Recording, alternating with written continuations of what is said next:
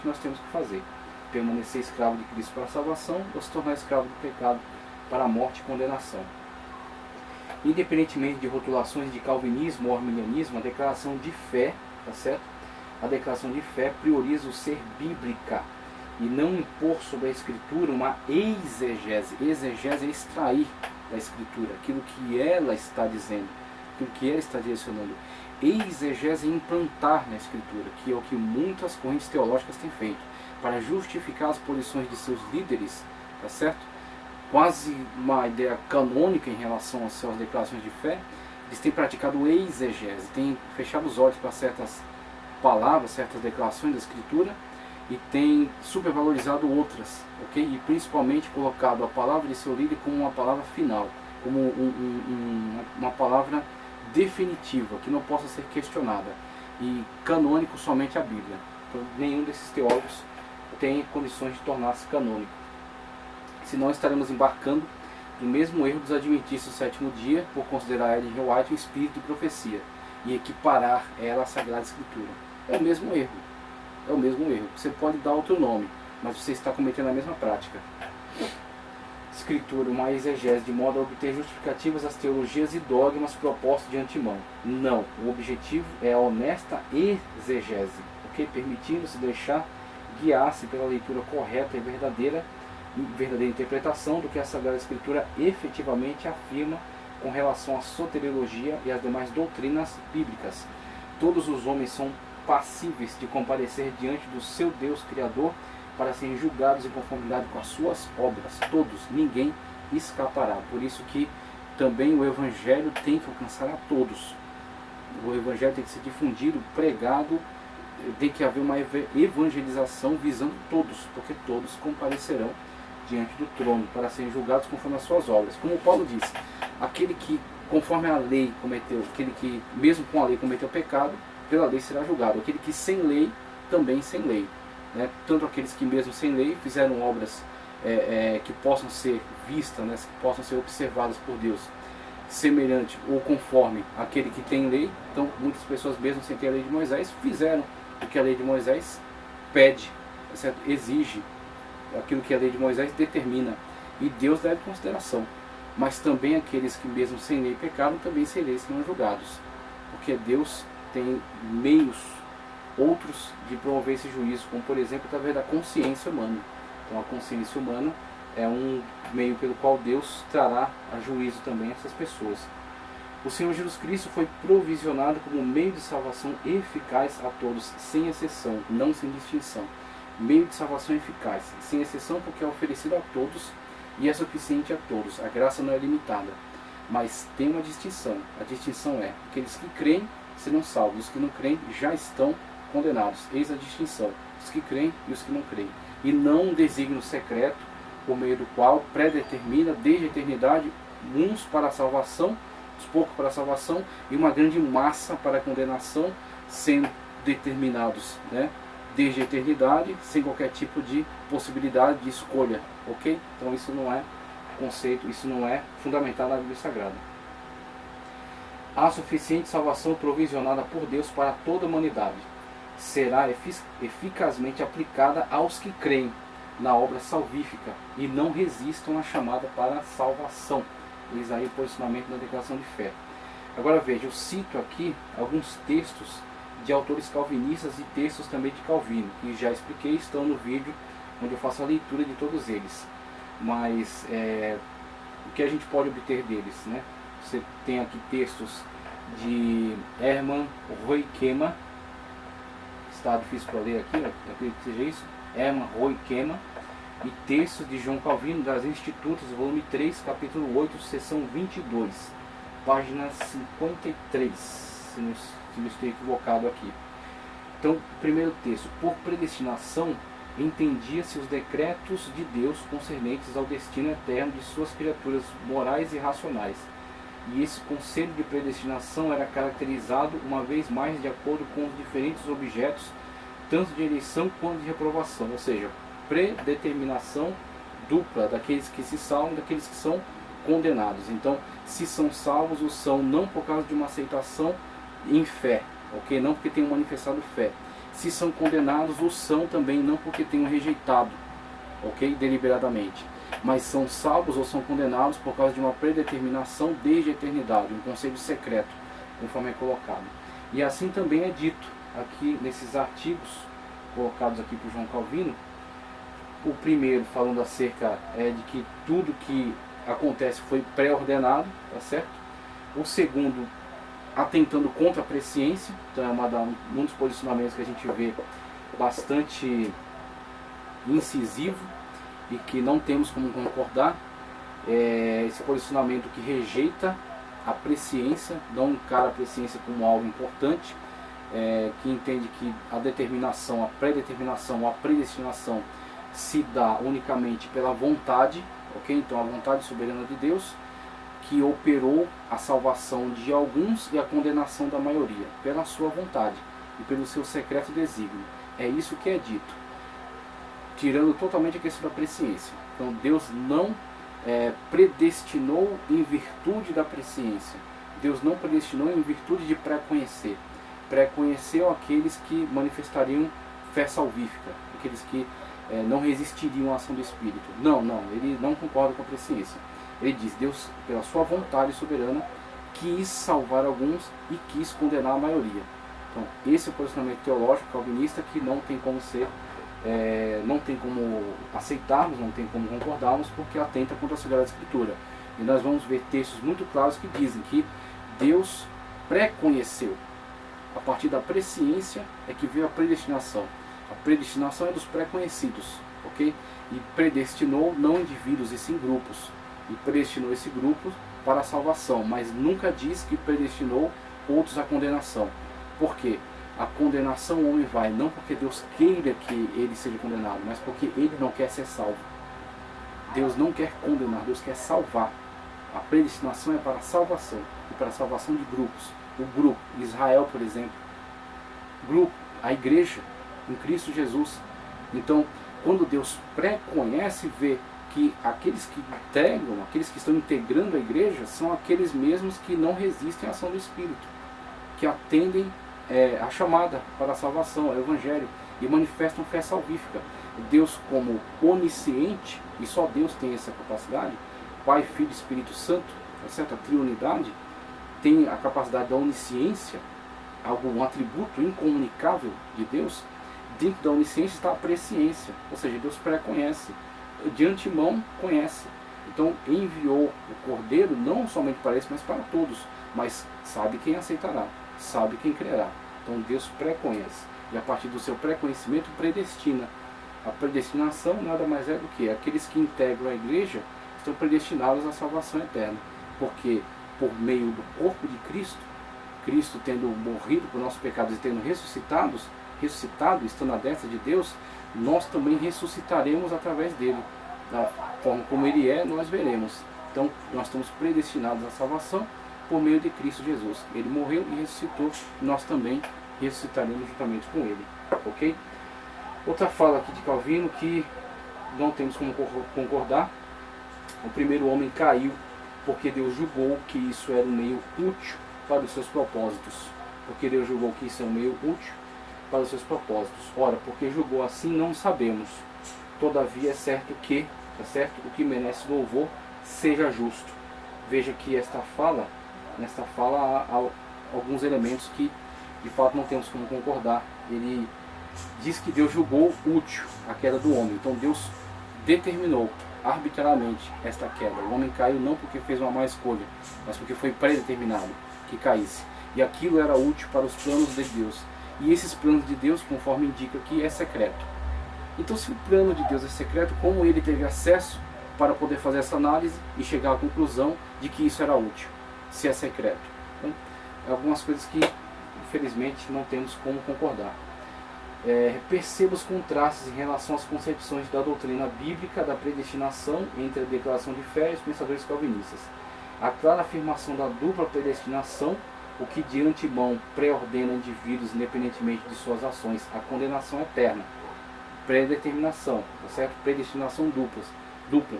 Predeterminou uns a salvação e outros a condenação, que biblicamente não está correto.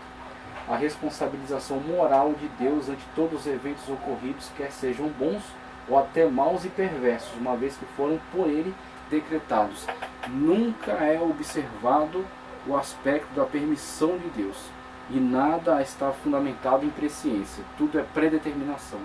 Então é uma visão distorcida da soberania, como se a soberania de Deus requeresse que ele determinasse diretamente todos os atos. Só que perceba a loucura disso.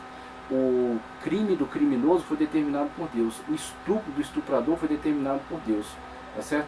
O ato de pedofilia do pedófilo foi determinado. Isso é um absurdo, isso não é o Deus bíblico. Isso não existe, biblicamente falando, não tem como fundamentar.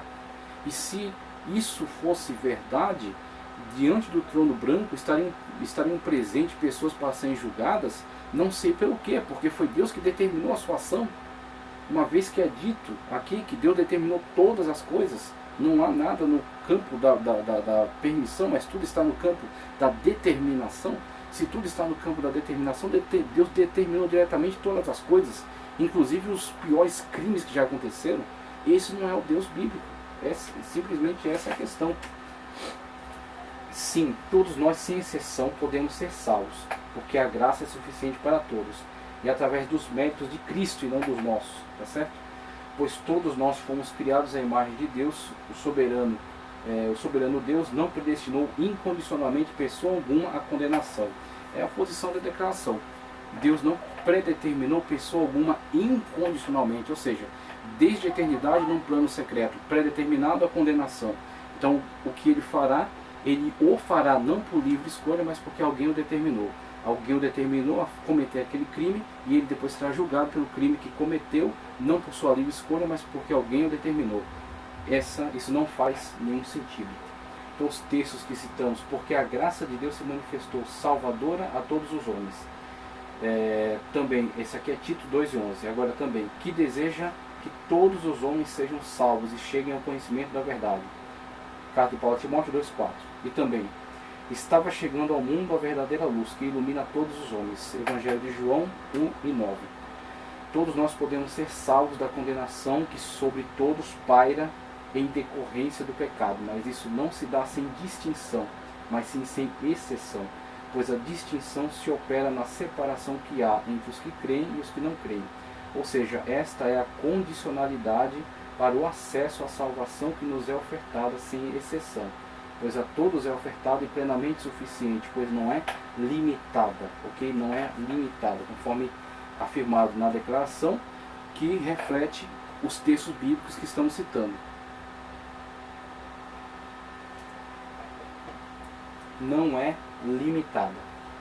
Afirmar, como fazem os calvinistas, que Deus duplamente predestinou pessoas à salvação e outras à condenação, é torná-lo total e unicamente responsável pela terrível condenação de uma multidão de almas que incondicionalmente são lançadas no inferno, uma vez que são duplamente predeterminadas à salvação, bem como predeterminadas à condenação e até ao cometimento de pecado, tá certo? Que foi também determinado por Deus, pela sua vontade, e atende aos seus planos, como é dito por Calvino.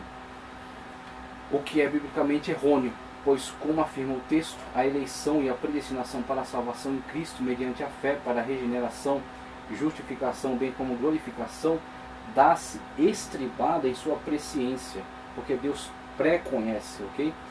Ou seu conhecimento prévio acerca daqueles que não resistem à mensagem salvífica e ainda perseveram até o fim, como por Deus é perfeitamente conhecido ou pré-conhecido. Deus pré-conhece aqueles que manifestam fé salvífica, então Deus já de antemão os predestina fundamentado na sua presciência, como vemos textos, é certo que vão nos deixar isso bastante claro. O texto que eu quero ler aqui, um alerta do chamado Livro Negro do Calvinismo. Os calvinistas podem até falar do pecado como causando isso ou aquilo, em um sentido secundário, mas em sentido primário e moralmente responsável, um calvinista consistente ensina que Deus causa todas as coisas. É o resultado. Não adianta você fazer uma afirmação e você não tomar cuidado com as consequências dela. Então o resultado desse tipo de afirmação teológica ou soteriológica é esse, que Deus causou todas as coisas, que Deus é responsável moral por tudo aquilo que foi causado, uma vez que foi ele quem causou, conforme essa ótica calvinista, o que não é bíblico. Biblicamente falando, não temos como sustentar, temos como concordar com esse tipo de afirmação. Causa todas as coisas, incluindo o pecado e a recusa de alguns homens a abraçar mesmo o calvinismo. Então, Deus determinou que certos homens pecassem e Deus determinou também que certos homens rejeitassem até a chamada calvinista para a salvação. Então, Deus determinou todos esses atos, inclusive a sua rejeição, e depois o condenará por ter realizado aquilo que ele determinou. Tem condições de sustentar um tipo de posicionamento desse? Deixa eu só ler aqui.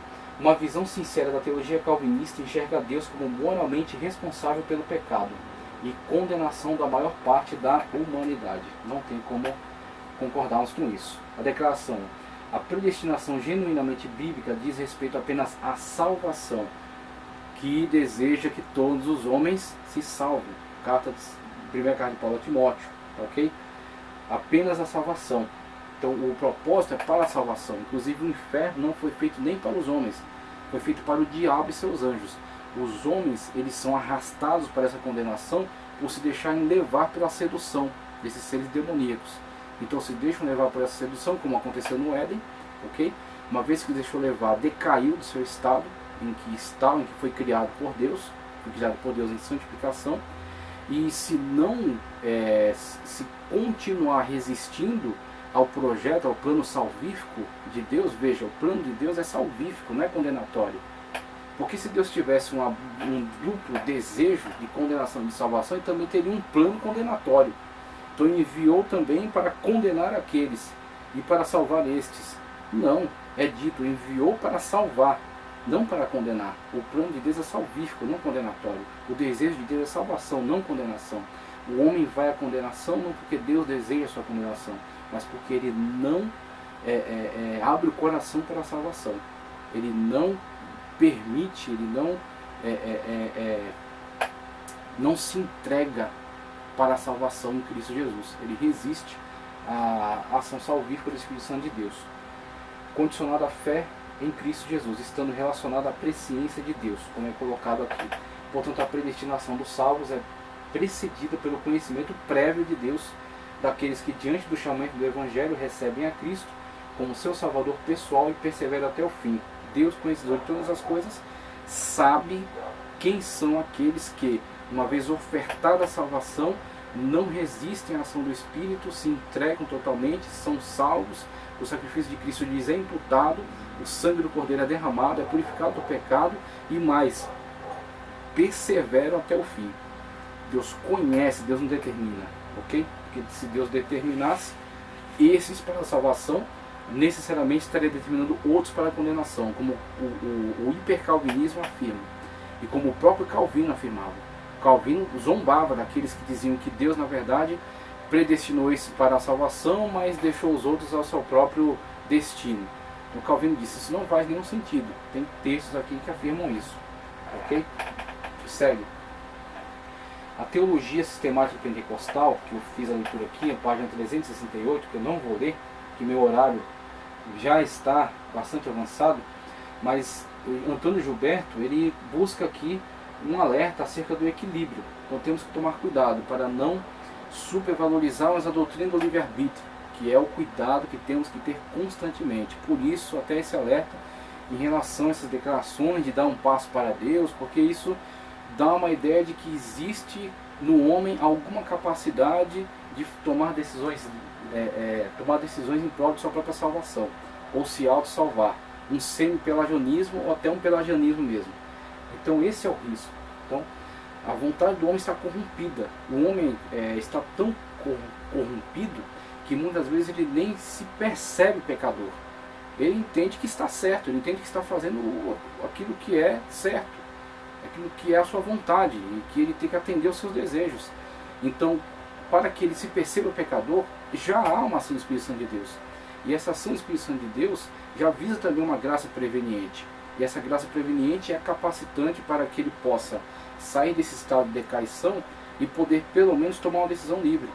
Então ele esteja num patamar no qual, por causa dessa graça preveniente, ok? Essa graça que vem antes da graça salvífica, essa graça que está auxiliando ele a tirá-lo dessa condição de total depravação e colocá-lo pelo menos numa situação na qual, diante da oferta do Evangelho, do chamamento do Evangelho, ele toma uma decisão livre. Porque sem essa graça preveniente, sem chance, na depravação em que ele está na atualidade, ele não faz escolha, não toma decisões por sua salvação. Ele sempre resiste à ação do Espírito. Mesmo que o homem não esteja totalmente depravado quanto poderia estar. Inclusive até Carlos Augusto Vailate faz bastante menção disso. O homem não é totalmente depravado quanto poderia ser. Porque Cristo, inclusive, declara que vós, mesmo sendo maus, ou seja, são maus, são pecadores, são condenados, ok? Mas vós, mesmo sendo maus, ainda sabeis dar boas dádivas aos vossos filhos. Ou seja, há algo da imagem de Deus, do imago Dei, ainda está presente ali, mesmo que esteja deformado. Agora, isto que ainda está presente não é suficiente para a autossalvação. É necessária a graça preveniente. A graça preveniente vai colocar ele numa condição na qual ele vai tomar uma decisão. Só que mesmo com essa graça preveniente, ele ainda pode resistir. Pode dizer, não, eu sei que eu preciso de salvação, mas eu não quero. Então, um homem pode, inclusive, tomar esse caminho. Ser plenamente conscientizado de que ele precisa de salvação, entender que precisa de salvação e mesmo assim optar pelo pecado. Infelizmente, é o que a Sagrada Escritura nos declara. E Antônio Gilberto, porque eu deixei isso claro. No mapa que eu mostro aqui, certamente não vai aparecer aqui na gravação, mas o que estamos dizendo aqui?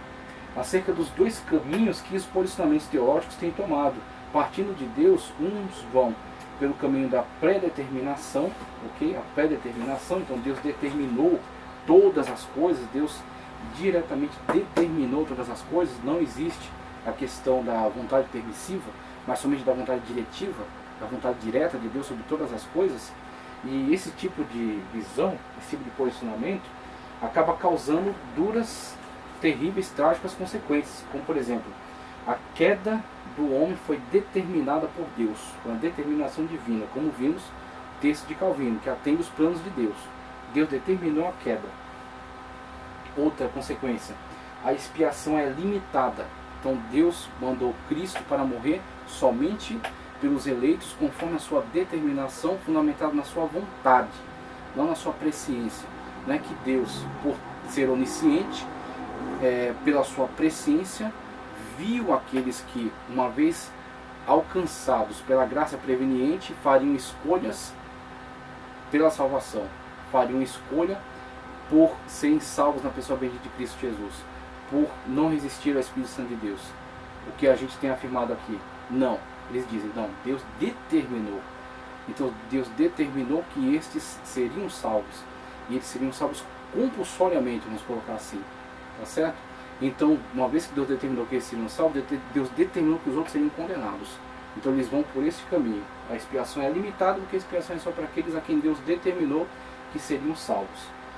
Dupla predestinação. Deus predestina de antemão, desde a eternidade, uns para a salvação e a maioria para a condenação ao inferno. E ainda assim Deus é justo e tem que ser louvado. Agora, o caminho da presciência é o caminho no qual nós, observando a Sagrada Escritura, vemos que ela declara que Deus antevê. E Deus antevê que seres livres, seres volitivos, ao qual soberanamente Ele deu este poder, soberanamente Ele concedeu esta capacidade, essa liberdade, Deus antevê, Deus prevê que eles tomariam escolha, tá certo? Creriam, que esse é o grande, para mim, a grande declaração. Aqueles que creem, como Cristo disse, aqueles que creem. Então, aqueles que creem serão salvos, salvos por causa do seu sacrifício. Aqueles que não creem já estão condenados. Então, aqueles que creem são exatamente aqueles que Deus prognosticou, aqueles que Deus previu. Então, aqueles que creem, Deus previu quem creria. E os que creem são salvos. Então, a salvação, a graça é ilimitada, porque a todos é ofertada. É suficiente a todos. Cristo, o sacrifício dele não é limitado. O sacrifício dele não é um sacrifício econômico, no sentido de ser limitado somente a um pequeno grupo. O sacrifício dele é suficiente. Até acredito que será um elemento a mais no juízo. Porque Deus colocará tudo na mesa e dirá, a salvação foi ofertada. Você teve condições de tomar decisões livres porque eu dei as condições, por meio da graça preveniente. Te fiz ter consciência da necessidade da salvação, do estado de pecado que você encontrava. Se você optou por não ser salvo, essa decisão foi livre. Essa decisão foi deliberada. E a condenação é justa, porque é uma condenação de alguém que pôde ser salvo e a quem foi ofertada a salvação e quem rejeitou livremente a salvação. Ok? Então aí cabe uma condenação justa conforme a justiça que vemos no Deus da Bíblia. A justiça que vemos ser constantemente atribuída a Deus, a justiça e o amor. Não podemos deixar que postulados teológicos destruam a característica da justiça de Deus conforme a Bíblia. Presciência, queda no pecado, livre-arbítrio mal utilizado, liberdade humana. Deus deu essa liberdade a ele e ele mal utilizou, e essa mal utilização trouxe consequências como a queda e a propagação do pecado. Expiação ilimitada, a todos é ofertada, ok? Então aqueles que não serão salvos, eles não serão não porque tenham sido predeterminados a serem condenados, mas porque, mesmo tendo a oferta de salvação, rejeitaram livremente. Uma vez rejeitando livremente, são justamente condenáveis. Crentes e eleitos, é colocado aqui principalmente, extrai isso aqui da fala de Carlos Augusto Vailate, explicando o posicionamento arminiano, que não é tão compreendido. Então, não é tanto aqui declaração de fé, ela não se preocupa tanto com isso, mas é um tanto de soteriologia arminiana, porque estamos falando de calvinismo, contrapondo ao arminianismo, mas não querendo esses como fim, mas sendo declaração de fé, tá certo? E como ela afirma a palavra de Deus, como é que ela defende a palavra de Deus. Crentes e eleitos. Crentes são todos os chamados. Os escolhidos ou eleitos são os que Deus pré-conheceu que perseverariam na salvação. Então, qual é a distinção? O chamado é universal. Muitos serão chamados, poucos serão escolhidos. Por que muitos são chamados e poucos são escolhidos? Por que eles são escolhidos? Eles são escolhidos porque perseveram. Ok? Então a perseverança, eles de fato levaram a sério a salvação em Cristo Jesus. Eles perseveraram, eles obedeceram, ok? Eles permaneceram fiéis. E Cristo dá todas as condições para que eles permaneçam. Mas mesmo dando todas as condições para que eles permaneçam, não lhes retira a liberdade de apostatarem. Agora, claro, Deus pela sua presciência sabe quem apostata e quem não apostata. Então Deus, na sua presciência, na sua onisciência, sabe quem chegará até o fim. Sabe quem se sentará à mesa, no banquete, tá certo? Do Cordeiro, a ceia do Cordeiro. Então estes são os eleitos. Os eleitos não podem perder a salvação porque Deus pré-conheceu que eles não apostatariam. Isso está fundamentado na presciência, não na determinação. Então Deus, pela sua presciência, a sua presciência não falha. Ele pré-conhece aqueles que chegarão até o fim. Não os determinou, mas os pré-conheceu. Então, é aí onde está a questão da diferença do eleito para o crente. O crente, infelizmente, ele foi ofertado a ele salvação como a todos. Ele teve a mesma oferta de salvação, ele teve as mesmas oportunidades, mas por sua livre escolha, em determinado momento da vida, ele decai. Agora, como que alguém pode decair da salvação se algum dia não foi salvo? Que é geralmente o que os calvinistas têm argumentado. Decaiu da salvação porque na verdade nunca foi salvo. Não, ele foi salvo. E se ele foi salvo, esse é o único meio, a única condição, a única situação na qual ele pode ser caracterizado como um apóstata. Um apóstata é alguém que um dia foi um crente, foi um salvo, foi um servo de Deus.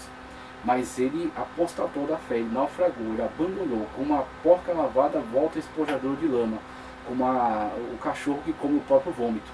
Já tinha tirado aquele elemento mortífero do pecado, mas ele suga novamente para dentro de si, ele volta novamente à sua vida do pecado, mas porque ele um dia foi salvo. Então é a condição para caracterizarmos como um apóstata. O texto que nos dá muita tranquilidade para falar acerca de presciência e para afirmar a predestinação fundamentada na presciência e não na predeterminação arbitrária, ok? Veja só, pois aqueles que de antemão conheceu, veja só, também os predestinou. Antecede. Aqueles que de antemão conheceu. Onisciência, presciência. Deus conheceu. Deus sabe de todas as coisas. Deus viu. Então Deus conheceu, pré-conheceu. Então esses pré-conhecidos são os predestinados. Veja o plural, não indivíduos, grupos. Então a Igreja Universal dos Salvos. A Igreja Universal dos Salvos, cujo nome está escrito no livro da vida. Não em atas, tá certo?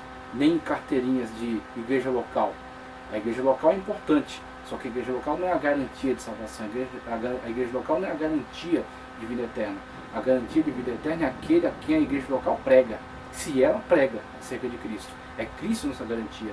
Nosso nome, mais do que nas cadernetas humanas, tem que ser escrito no livro da vida. Então, se o nome está escrito no livro da vida e você não apostata, e Deus conhece que você de fato não vai apostatar, eis aí o eleito. Eis aí o predestinado. Predestinado conforme a presciência e não o contrário. Ok? Pois aqueles que de antemão conheceu, também os predestinou. Consequência. A predestinação aqui é consequência da presciência, para serem conforme a imagem de seu Filho, a fim de que ele seja o primogênito entre muitos irmãos, conforme Romanos 8, 29.